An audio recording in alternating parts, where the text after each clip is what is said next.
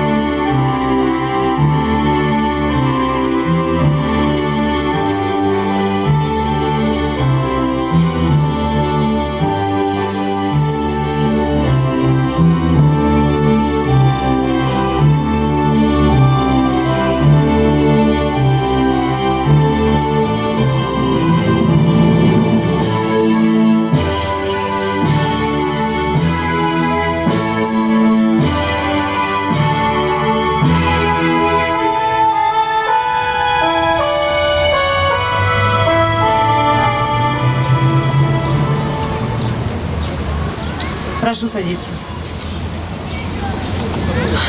В этот день каждый год в Российской Федерации приспускаются государственные флаги.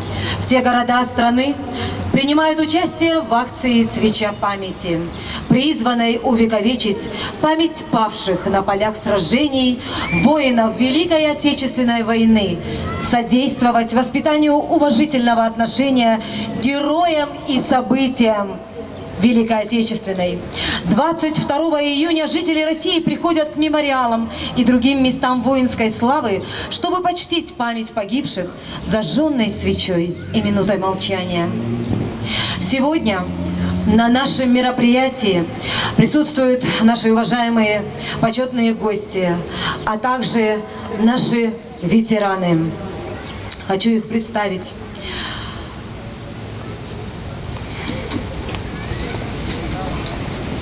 узник фашистского концлагеря Освенцим, Карсанов Владимир Ахполатович. Председатель Совета ветеранов города Владикавказ и председатель общественной комиссии по работе с ветеранами Валерий Афанасьевич Гицаев.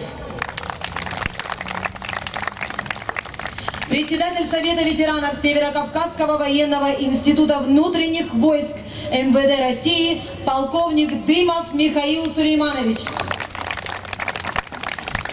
Председатель Совета ветеранов 49-й бригады оперативного назначения войск Национальной гвардии полковник Таболов Аслан Хазбиевич. А также ветераны боевых действий Ушаков, Савлаев, Геголаев.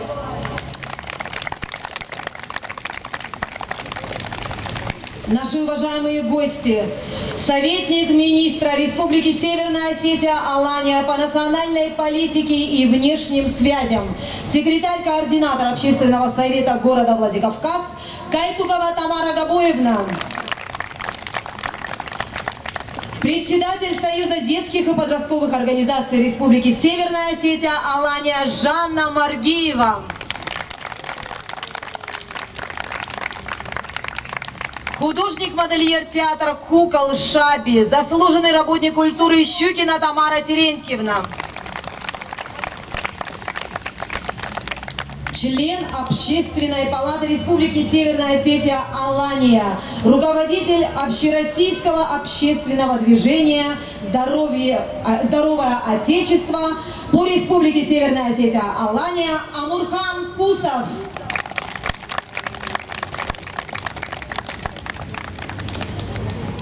Слово предоставляется нашим дорогим гостям.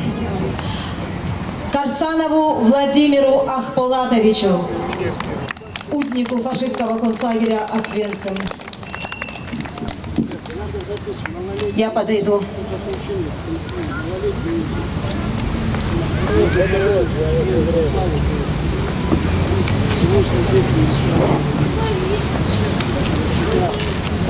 Здравствуйте, дорогие друзья! Для меня 22 июня это особый день, потому что в жизни мне пришлось все перевидеть в военные годы. До начала войны с 1939 года наша семья жила в городе Гродно. Это возле Бреста, севернее Бреста. Прямо на границе. Там отец служил, и дети, вся семья тоже находилась там. И мы действительно не знали, что начнется война. Когда Гитлер подтянул свои войска к нашей границе, наши разведчики докладывали правительству. Тогда Сталин был еще. Он сказал: не поднимайте панику. У нас заключен мирный договор с Германией. Он действительно заключил мирный договор, а сам готовился к нападению. И 21 числа отец заступил на дежурство по части. Обыкновенное мирное время. Мать работала в санчасти, поехала в госпиталь, там отвезла больных в части. А мы находились у соседки. И рано утром, наверное, еще и 4 не было, началась стрельба, бомбежка. Ну, сперва мы думали, нас в семье было 3. Вот я старший был, младшим меня брат был, и еще младше 2 года была сестренка. И находились у соседки. Ну, сперва, когда началась бомбежка, мы думали, что это учение идет. Ну, учения странные были, стекла ломались, здание рушилось. И мы не знали, что делать. А в городе кругом шум, паника. Ведь никто не ожидал, что начнется война. И все бежали в сторону леса. Белоруссия — лесистая местность. в сторону леса бежали. Мы тоже спустились с 3-го этажа и по тротуару бежали в сторону леса. По тротуару. А по дороге вот рядом с нами уже шли немецкие танки, машины, мотоциклы. Я вот ближе, чем вы, вот видел их, вот они вот так проезжали мимо. Ну, нас они не трогали, не бомбили, не убивали, потому что женщины, дети, старики, у нас не было оружия, ничего, паника была просто. Все кричали, плакали, кто-то кричал «помогите», кто-то уже лежал совсем бесчувственно. Мы обходили, бежали в лес.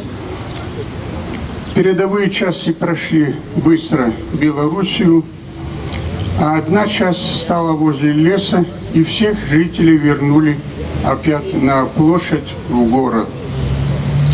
Немного постояли, потом подогнали машины, начали детей отбирать у родителей и сажать в машину. Много детей они собрали, машин 3 или 4 было. Собрали и увезли в сторону Германии. И это жители видели.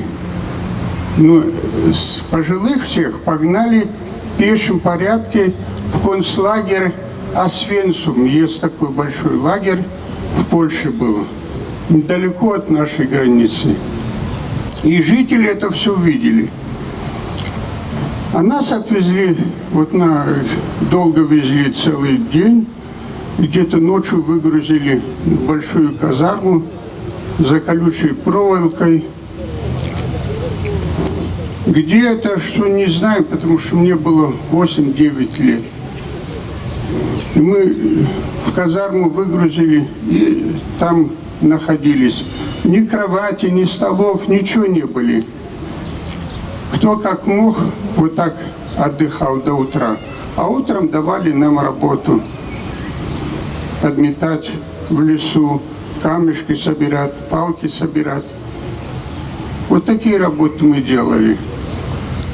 И когда уже в течение полгода немцы прошли нашу европейскую часть, уже были в конце 41-го года, были под Москвой, на улицах Москвы даже были, на улицах Сталинграда, на уличные бои были.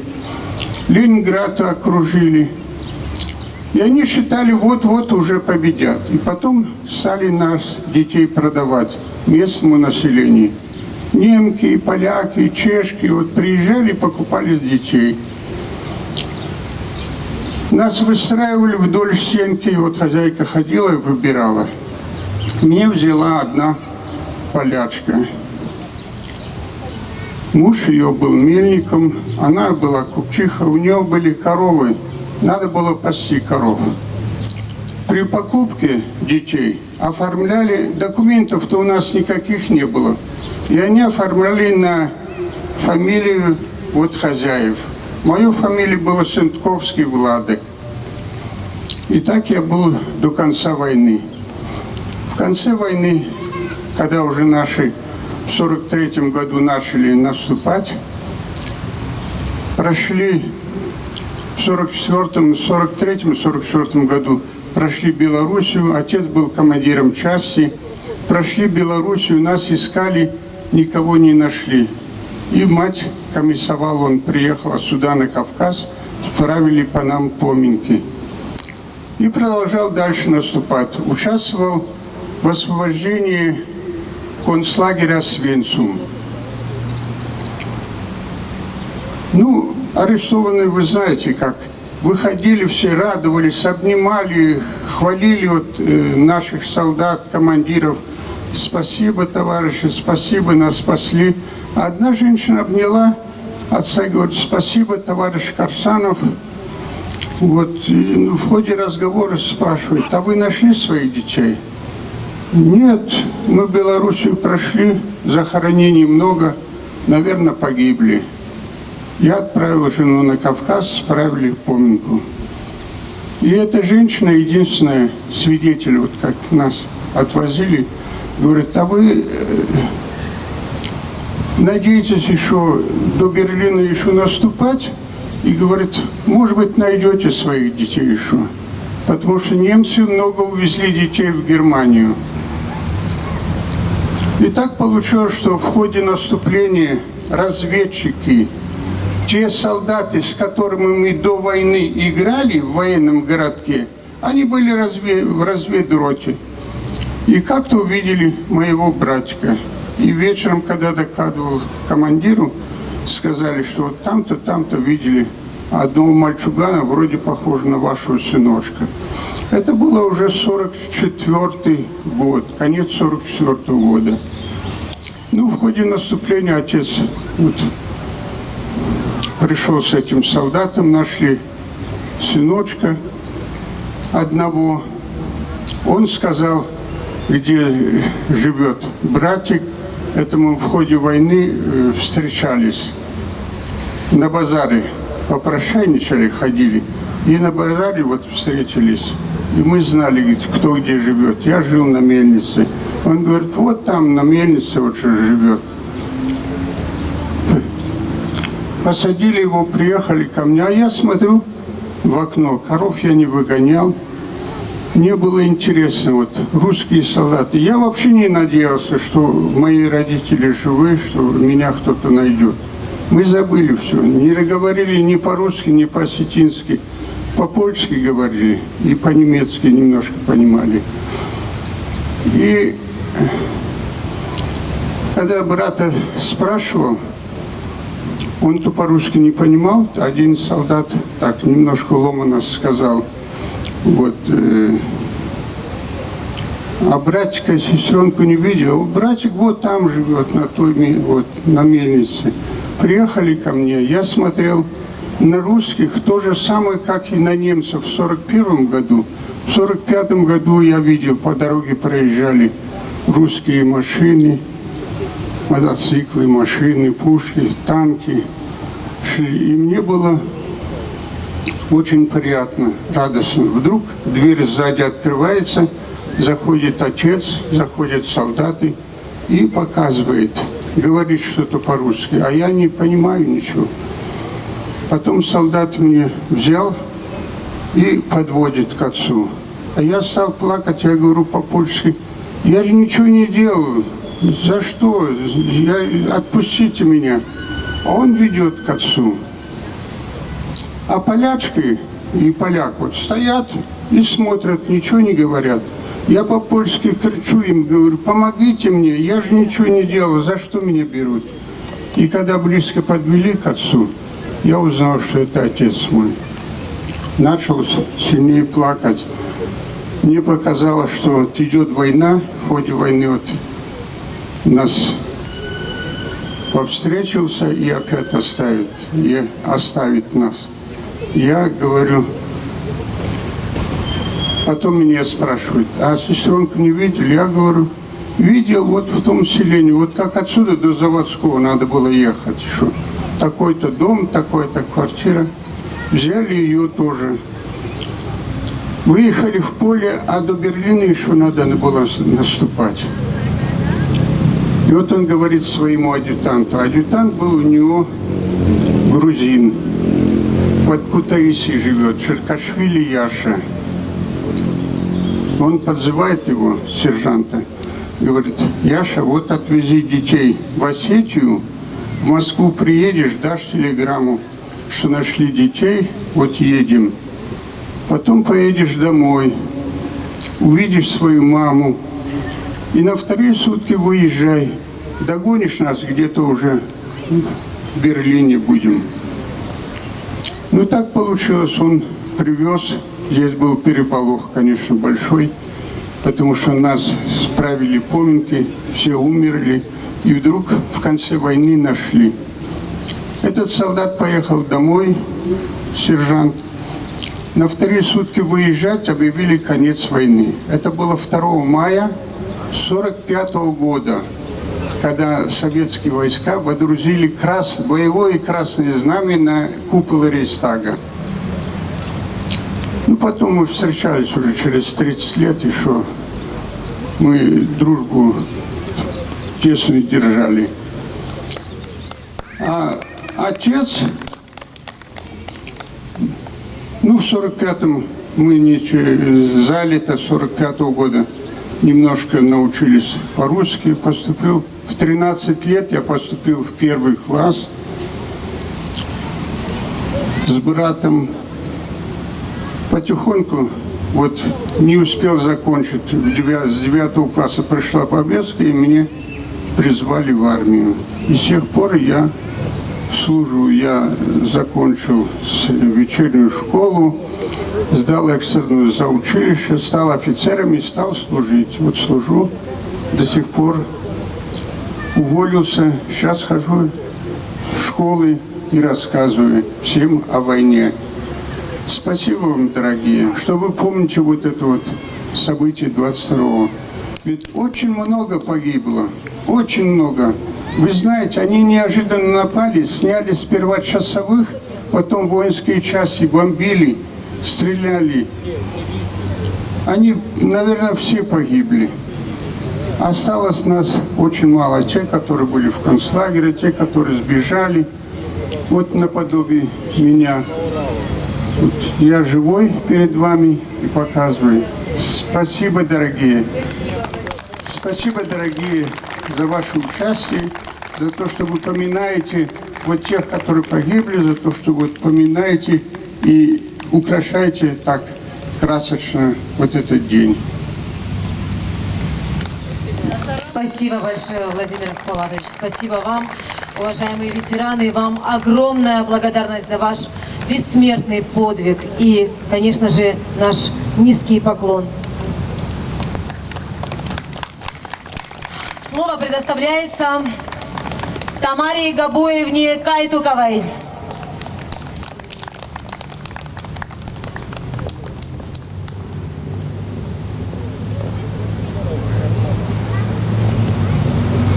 Уважаемые ветераны, дорогие ребята, 22 июня, день начала войны. Конечно, мы все запомним это на всю жизнь, потому что началась Великая Отечественная война. Но я очень хочу, чтобы все, что связано с темой Великой Отечественной войны, чтобы вы читали больше об этом, чтобы вы смотрели по интернету, в компьютере. Очень много информации о Великой Отечественной войне, ребята. И сегодня вот вы живые свидетельства заслушали Владимира Ахмулатовича Карсанова. Это малолетний узник, можно сказать, концлагеря. Вот сидят ветераны. Знаете, что в городе есть городской совет ветеранов. Возглавляет Гицаев, вот Валерий Афанасьевич. Просто знаете, что есть республиканский, городской совет ветеранов. Есть организации, которые занимаются патриотическим воспитанием. Потому что, ребята, Осетия в годы войны дала самое большое количество героев. 79 героев Осетия дала нашей стране. 12 кавалеров Ордена Славы, более 60 тысяч награжденных медалями, орденами. Это очень большие цифры. Вы знаете, сколько у нас по несколько детей из семьи уходили на фронт и не вернулись. Это и Газдановы, и Калаговы, и много-много других фамилий, десятки. Эти фамилии, вернее, эти факты мы все, ребята, должны знать. Каждый год вот на этом месте у этого памятника, кстати, механик этого памятника до сих пор жив. Если кто еще не знает, есть такой Елисеевич, то в городе он живет. Мы вам дадим, к Жанне Юрьевне обратитесь, она вам даст его адрес. И каждый год на этом месте Жанна Юрьевна, это организация Союз детских пионерских организаций подростковых, проводит вот эти акции памяти. И это важно. Я хочу сказать вам от имени и Общественного совета, и Министерства по делам национальностей. Кстати, и Валерий Афанасьевич, и Жанна Юрьевна, они у нас члены Общественного совета города по патриотическому воспитанию. И мне очень хочется, ребята, вам всем пожелать, чтобы никогда вы не видели больше ни войны, ни вот этих суровых испытаний, чтобы у вас детство счастливое было, и чтобы вы выросли в нашей большой необъятной стране настоящими гражданами Великого Отечества. Спасибо. Спасибо, Тамара Габаевна, спасибо вам. Сегодня в нашем мероприятии прозвучат для вас песни, танцы будут исполнены, конечно же, с военным репертуаром. Наши коллективы, исполнители, юные школ, центров дополнительного образования. Поэтому мы очень надеемся на вашу поддержку. Песня «Огонек» Гайченя Александра.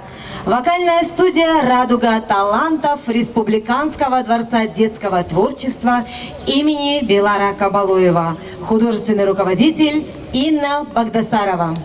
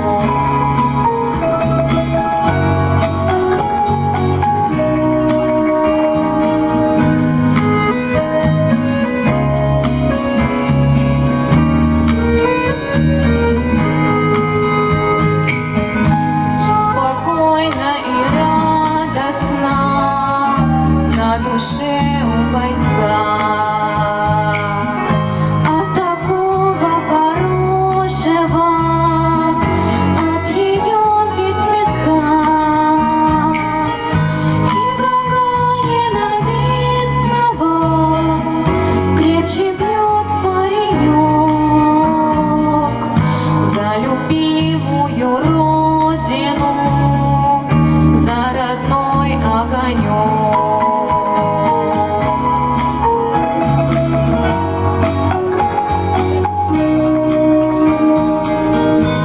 любимую родину, за родной огонек.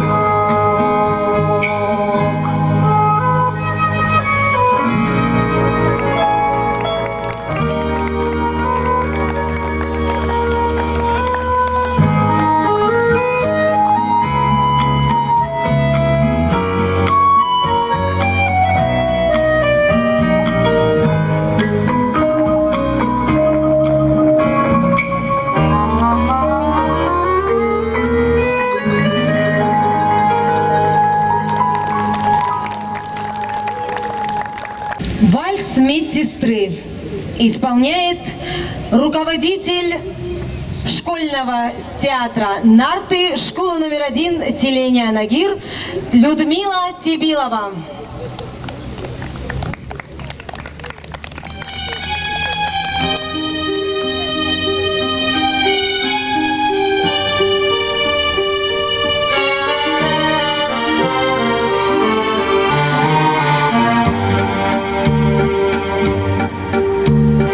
Легкий школьный вальс тоже был у нас. У него судьба была такая. Помню, как сейчас наш 10 класс закружила вьюга фронтовая.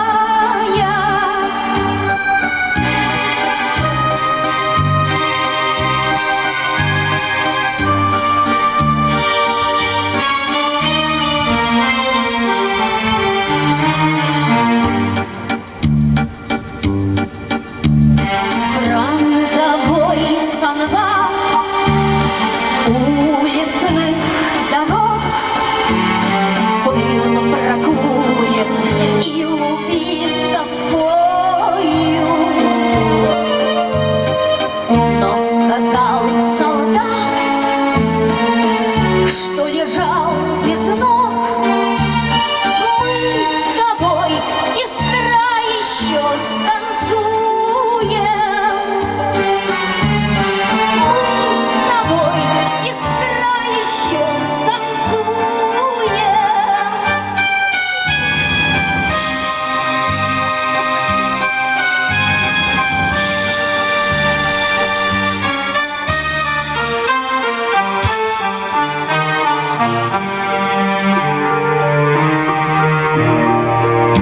А сестра, как мел, вдруг запела вальс. Голос дрогнул, закачался зыбко. Улыбнулась всем: это я для вас. А слеза катилась на улыбку.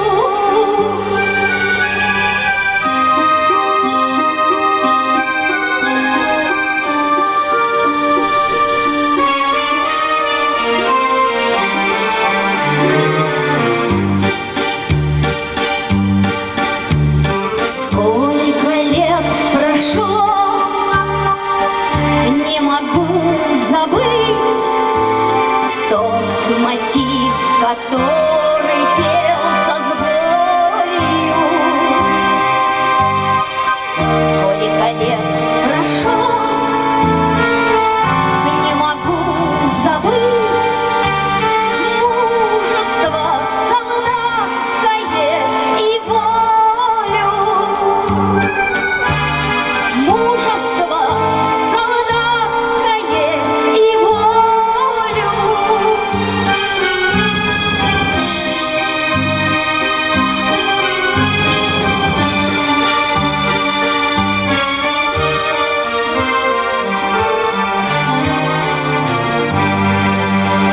Спасибо танцующим. Спасибо. Для вас поет Юлия Филкова, Вокальная студия «Радуга талантов», художественный руководитель Инна Багдасарова. Тальяночка.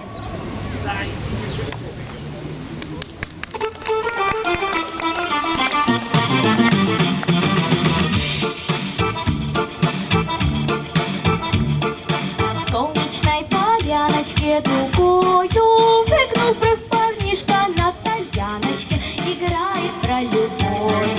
О том, как ночи жаркие с подружкой проводил, какие полушалкие красивые дарил. Играй, играй, рассказывай, тальяночка, сама о том, как черноглазая сбила с ума. Когда на битву грозную парнишка уходил, он ночью темной звездной и сердце предложил. В ответ девчина гордая шутила: видно, с ним, когда вернешься с ордена, тогда поговорим. Играй, играй, рассказывай, тальяночка, сама о том, как черноглазая свела с ума. Поезд среди мапороха с тальяночкой дружил, и в лютой битве с ворогом медаль он заслужил. Пришло письмо летучее, заснеженную ночь, что ждет, и в крайнем случае согласна на медаль. Играй, играй, рассказывай, тальяночка, сама о том, как черноглазая свела с ума. Играй, играй, рассказывай, тальяночка, сама о том, как черноглазая свела с ума.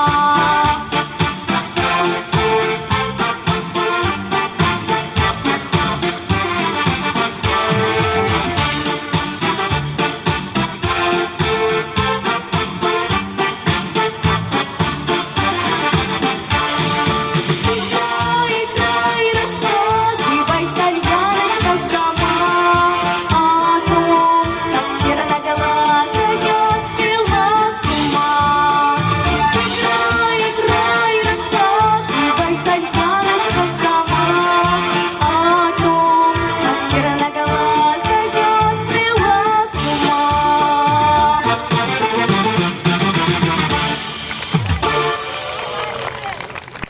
Браво, молодец! Юлия Филкова. Сегодня чтим память тех, кто пал за нашу великую страну, и чествуем тех, кто еще с нами в строю. 22 июня 1941 года была самая короткая ночь в истории нашей страны. Ночь, пропитанная мужеством и болью. «Белые панамки» исполняет Елизавета Тигеева, вокальная студия «Радуга талантов».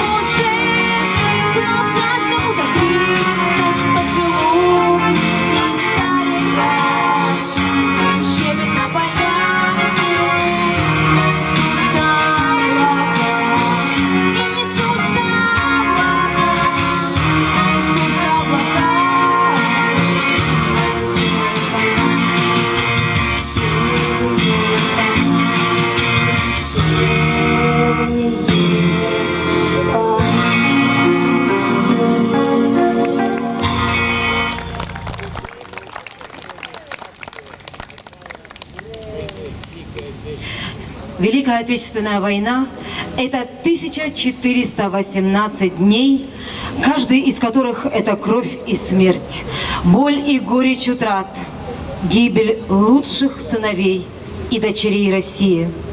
4 года, 27 миллионов унесенных жизней. Это значит, каждый 8-й житель нашей страны погиб во время Великой Отечественной войны.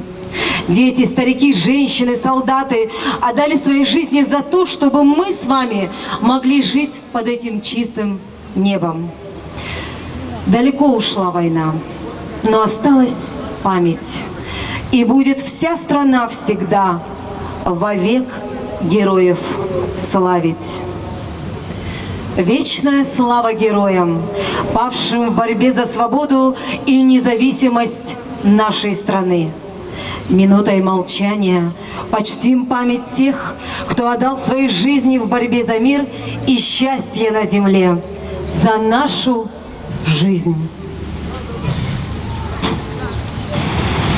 В день Великой Победы мы склоняем головы перед светлой памятью не вернувшихся с войны сыновей, дочерей, отцов, матерей, дедов, мужей, жен, братьев, сестер, однополчан, родных, друзей.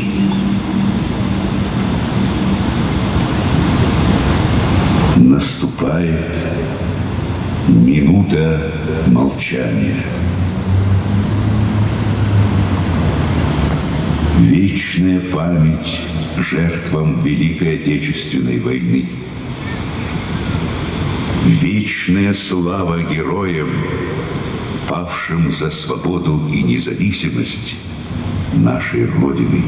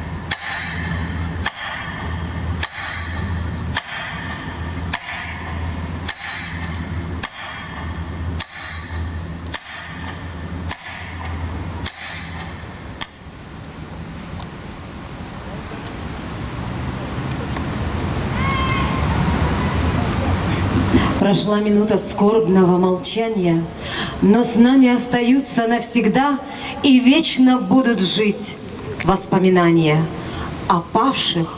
Всем напомнит нам свеча.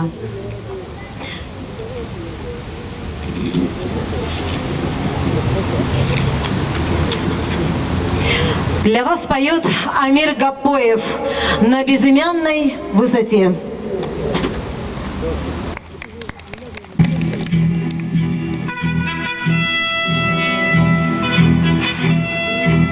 Дымилась роща под горою, и вместе с ней горел закат. Нас оставалось только трое из 18 ребят. Как много их друзей хороших лежать осталось в темноте. У незнакомого поселка на безымянной высоте. У незнакомого поселка на безымянной высоте.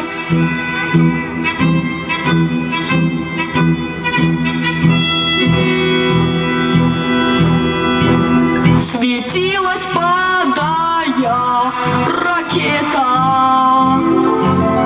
как догоревшая звезда. Кто хоть однажды видел это, тот не забудет никогда. Он не забудет, атаки яростные те. У незнакомого поселка на безымянной высоте. У незнакомого поселка на безымянной высоте.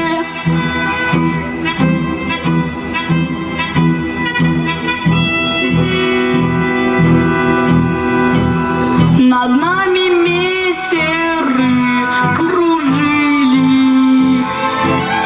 и было видно, словно днем, но только крепче мы дружили.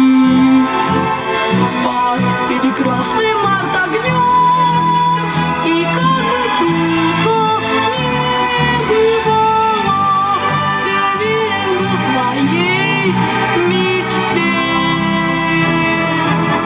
У незнакомого поселка на безымянной высоте. У незнакомого поселка на безымянной высоте.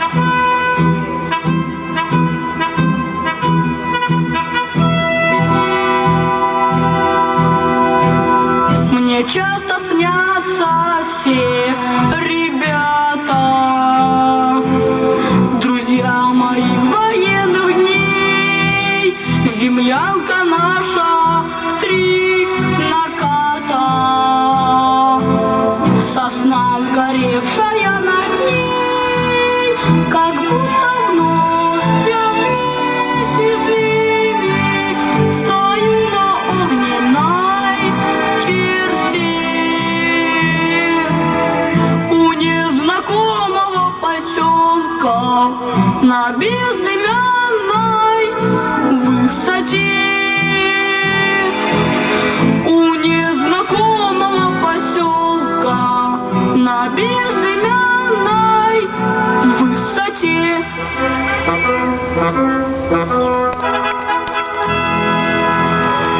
Амир Гапоев. Стихотворение «9 страничек» читает Георгий Сабеев. Вокальная студия «Аккорд» Центра «Заря». Художественный руководитель Игорь Езеев. Раз.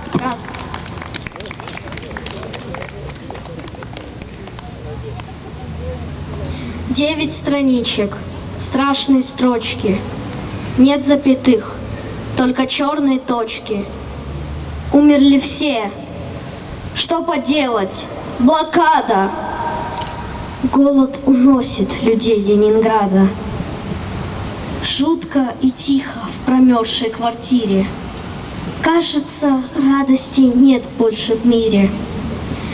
Если бы хлебушка, всем по кусочку, может, короче дневник был на строчку. Маму и бабушку голод унес. Нет больше силы и нет больше слез. Умерли дяди, сестренка и брат. Смертью голодной пустел Ленинград. Пусто в квартире, в живых только Таня. В маленьком сердце столько страдания. Умерли все, никого больше нет. Девочке Тане 11 лет. Я расскажу вам, что было потом. Эвакуация, хлеб и детдом, где после голода, всех испытаний выжили все. Умерла только Таня. Девочки нет, но остался дневник детского сердца, слезы и крик. Дети мечтали о корочке хлеба, дети боялись военного неба. Этот дневник на процессе Нюрнбергском был документом страшным и веским. Плакали люди, строчки читая. Плакали люди, фашизм проклиная. Танин дневник — это боль Ленинграда. Но прочитать его каждому надо. Словно кричит за страницей страница. Вновь не должно это все повториться. Спасибо.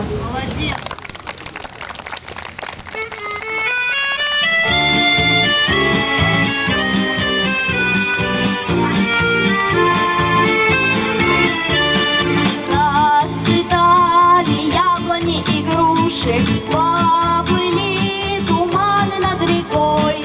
Выходила на берег Катюша, на высокий берег, на крутой. Выходила на берег Катюша, на высокий берег, на крутой. Выходила, песню заводила про степного сизого орла, про того, которого любила, про того, чьи письма берегла, про того, которого любила, про того, чьи письма берегла. Ой, ты песня, песенка девичья, ты лети за ясным солнцем вслед, и бойцу на дальнем пограничье от Катюши передай привет. И бойцу на дальнем пограничье от Катюши передай привет. Пусть он вспомнит девушку простую, пусть услышит, как она поет, пусть он землю бережет родную, а любовь Катюша сбережет. Пусть он землю бережет родную, а любовь Катюша сбережет.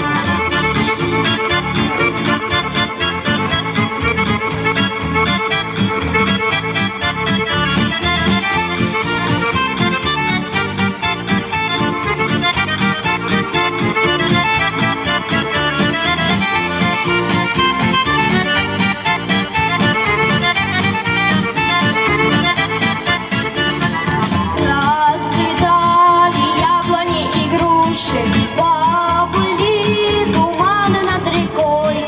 Выходила на берег Катюша, на высокий берег, на крутой. Выходила на берег Катюша, на высокий берег, на крутой. Спасибо. Молодчинка, умничка. Перелетные птицы. Для вас поет Георгий Джабиев. Вокальная студия «Радуга талантов».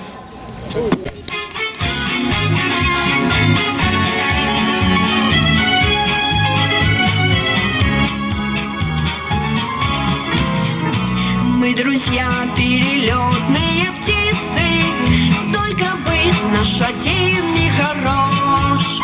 На земле не успели жениться, а на небе жены не найдешь. Потому что мы пилоты, небо наш родимый дом. Первым делом самолеты, ну а девушки потом. Первым делом самолеты, ну а девушки потом. Нежный образ душе ты голубишь, хочешь сердце навеки отдать. Нынче встретишь, увидишь, полюбишь, а на завтра приказ улетать. Потому что мы пилоты, небо наш родимый дом. Первым делом самолеты, ну а девушки потом. Первым делом самолеты, ну а девушки потом.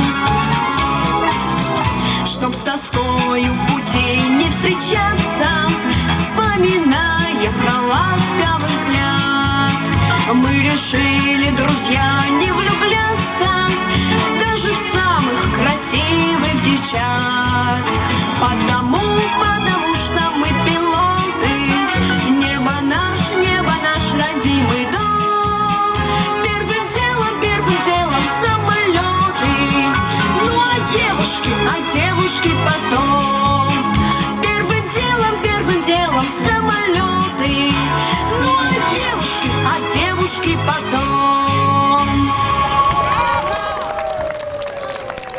Самое страшное, что в событиях минувших дней принимали участие дети.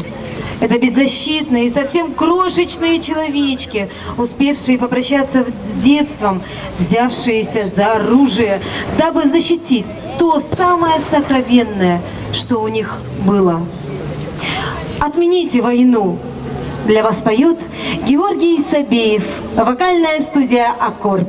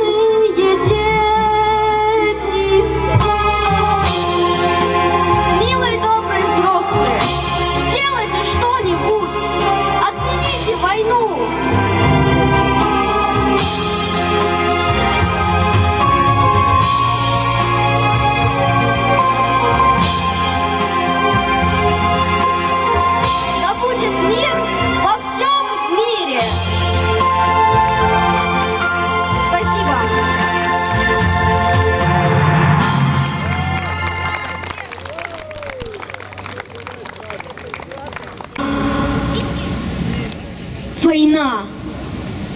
Как много в этом слове боли, как много слез родных людей. С молитвой ночью тихо дома ждут матери своих детей. Своих отцов ждут дома дети, жены ждут своих мужей. Кому-то суждено вернуться и вновь обнять своих детей. Но, к сожалению, так бывает, теряем близких нам людей. И сердце кровью истекает от боли тысяч матерей. Своих героев не забудем, ушедших прямо в небеса. А вас всегда мы помнить будем, гордиться вами вся страна. Пускай солдаты все вернутся к любимым женам, матерям. Пускай все дети улыбнутся, видя рядом пап и мам. Я перед Богом преклонюсь, Ему всем сердцем помолюсь. Пускай Он скажет «нет» войне, и мир царит пусть на земле. Спасибо. Молодец, умничка. И у нас здесь собрались. Служить России и вновь для вас поют Георгий Джабиев. Вокальная студия «Радуга талантов».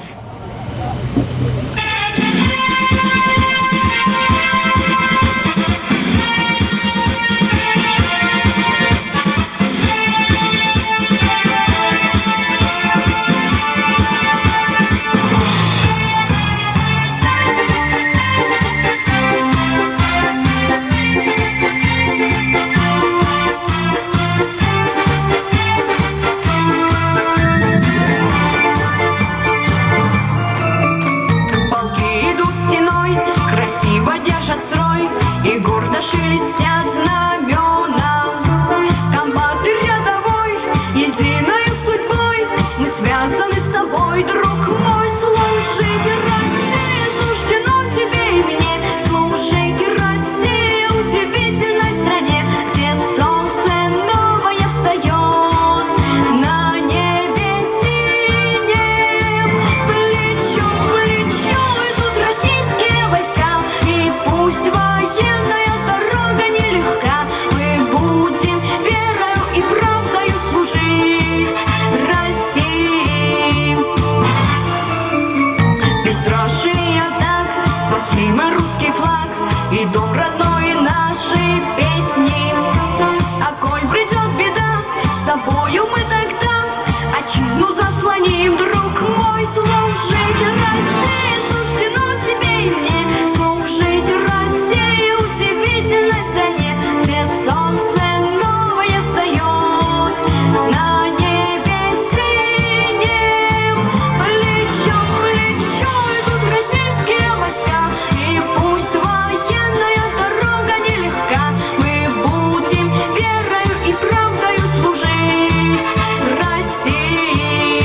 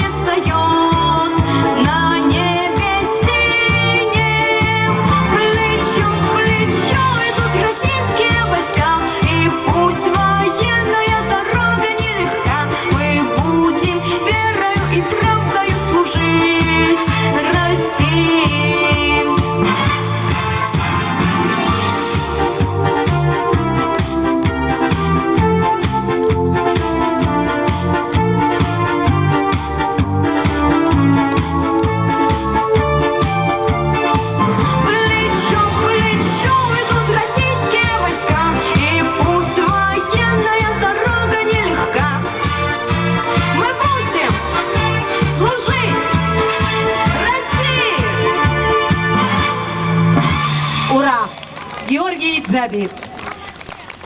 Горечью и болью наполнялись людские сердца, когда провожали на фронт молодых ребят, самых лучших, самых умных, будущее страны.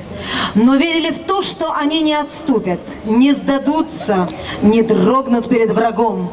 Ведь теперь они были солдатами, вставшими на защиту Родины. Нас 20 миллионов. Читает стихотворение Марк Карнаухов.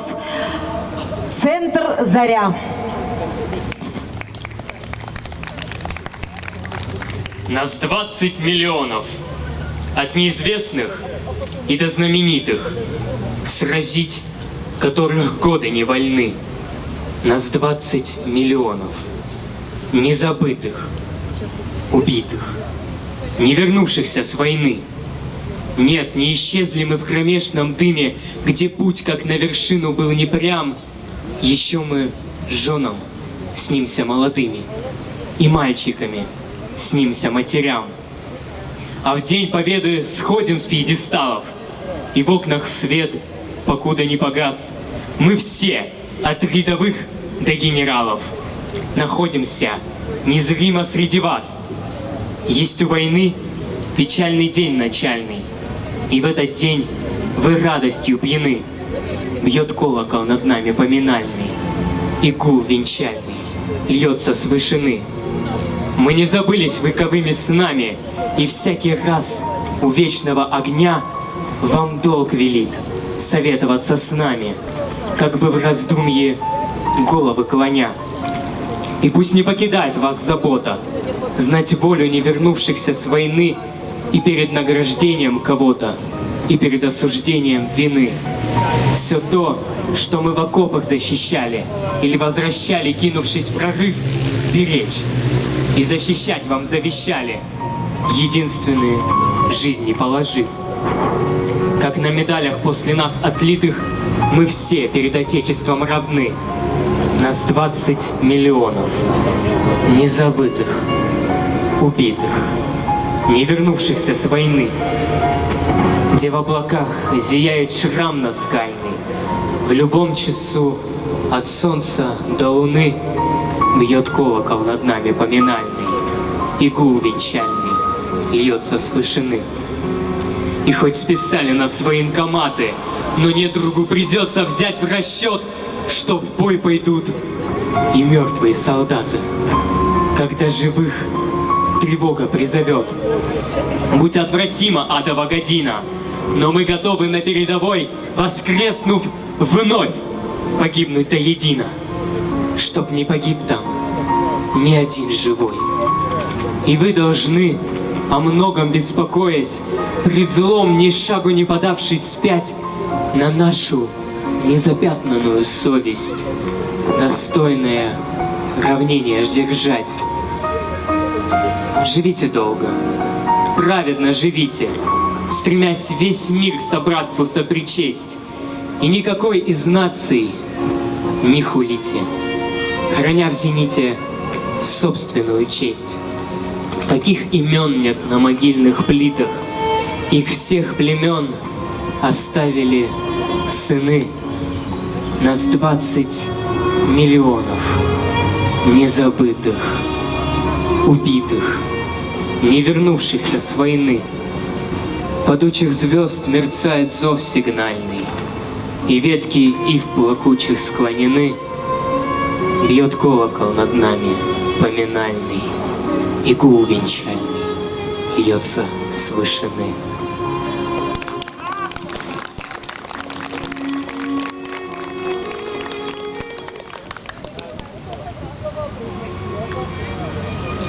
Театр танца «Ритмы сердца». Центр «Заря», художественный руководитель Ныркова Виктория Сергеевна. Верните память.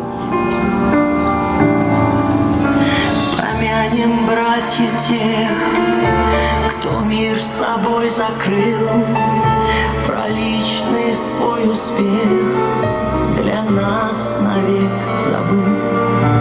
Помянем их мольбой, чтобы простили тех, взял с собой, оставив на земле.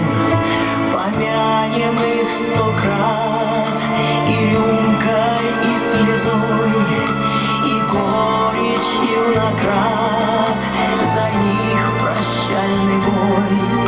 Помянем стоя все, склонившись над травой. Они ушли там, где свет прячется за мглой. Верните память, вернитесь сами. Я отмолюсь всех слезами. Земля и небо слились навечно. Как это больно, бесчеловечно. Протянем руки к тем, глаза чьи слез полны, чей дом осиротел от ужаса беды. Помянем их, прошу, помянем миром их, погибших за страну, за честь и за своих. Верните память, вернитесь сами. Я отмолюсь всех слезами. Земля и небо слились навечно. Как это больно, бесчеловечно.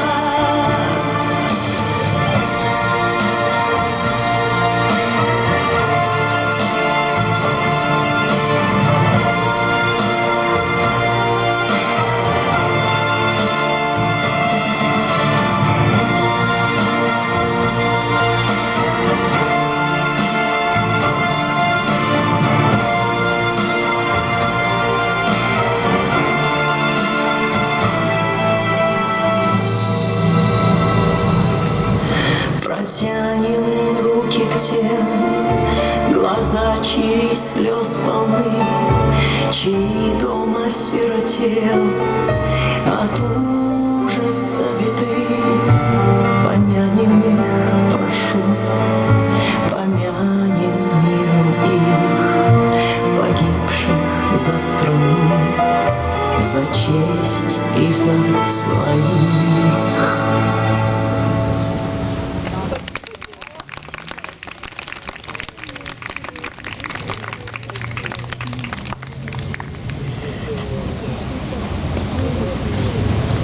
Эта война была одним из самых тягчайших испытаний, которые с честью выдержала наша страна.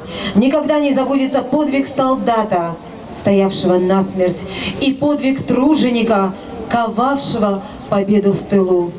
Наш долг – хранить память об этом подвиге, уважение к стойкости, к мужеству, героизму, беззаветной любви к своему Отечеству и передавать это следующим поколениям. Всех, кто отдал своей жизни Великую Отечественную войну, кто защищал каждую пять земли, мы помним, чтим. Низкий вам поклон. Слово предоставляется председателю Союза детских и подростковых организаций Республики Северная Осетия Алания Маргиевой Жане Юрьевне. Всем добрый день. Да, действительно день особенный. И когда я думала, провести это мероприятие или нет, мне все говорили: Жанна, посмотри, по календарю показывает дождь.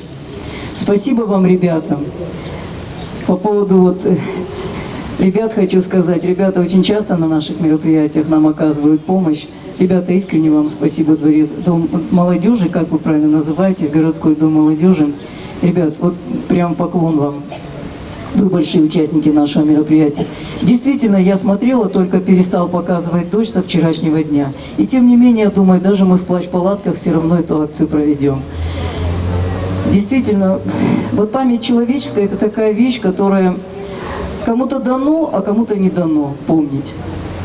Вот есть люди, которые страдают вялотекущей амнезией. Мне их очень жаль. Жаль тех, кто сегодня не пришел. Мы приглашали сегодня многих сюда, не пришли. Ну, наверное, есть дела посерьезнее. Но я хочу выразить слова искренней благодарности тем, кто сегодня присоединился к нашей акции и поддержал нас. Ребята, всем вам большое спасибо. Просто так в этой жизни ничего не бывает. И вот такие, как вы, ребята, искренне говорю, никогда мы не будем переживать, что кто-то будет вандализмом заниматься, кто-то будет осквернять памятники, память. Это не про вас, ребята. И когда говорят, что молодежь сегодня не та, это говорят люди, которые не общаются с молодежью и не знают, какая сегодня у нас молодежь. Ребята, спасибо вам, что вот нам досталось, вот наша старость досталась вам. Думайте над тем, ребята, очень серьезно, кому достанется ваша старость. А вам вот спасибо большое за то, что вы еще уважаете, чтите, помните, преклоняетесь. Это дорогого стоит, ребята, и идите с этим дальше по жизни. Действительно, я не хочу говорить про всю Россию, но хочу сказать, в нашей республике очень достойная молодежь. И немалую роль в этом играют, конечно, и учителя, и родители, и, наверное, будем говорить, общество. Потому что еще все-таки есть такое у нас понятие, а ты с какой фамилии, а ты с какой школы. То есть у нас общественность воспитывает. И, наверное, это тоже неплохо. Ребята, а сейчас бы я хотела, чтобы мы... Вот смотрите, мы рассчитывали на то, что свечи будем зажигать уже чуть-чуть, когда будут сумерки.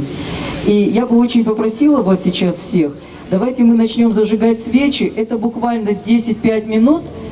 А потом мы сделаем общий снимок. Никто не расходитесь, танцоры, я тоже вас прошу, не расходитесь, тоже зажигайте с нами свечи. Пожалуйста. Вот там помогите, волонтеры наши, спички. Есть у нас... Все идите. Иди ты тоже, ладно. Можно? Да, не Я слышал сам, как юный бородач, на старый дзот посматривая косо, сказал у новых подмосковных дач: а зря на амбразуру лег матросов. Остался б жить, да век свой коротал. Подставил грудь, жить не хотелось, что ли? Какие книги тот юнец читал? Чему и как его учили в школе? Нет, не затем в атаку шли бойцы и падали, успев метнуть лимонки, чтобы вот так жалели их юнцы, не нюхавшие пороха потомки. В сражениях павшим жалость не нужна, кощунственны циничные остроты. Судьба России им была важна, и мужество бросало их на дзоты. Стояли мы у смерти на краю, ползли вперед, высоты штурмовали. Без ярости, без подвига в бою смогли мы победить врага? Едва ли. Твоя земля на Волге и в Крыму, от Балтики до Лены и Амура. И ты живешь, быть может, потому что он когда-то лег на амбразуру. Спасибо.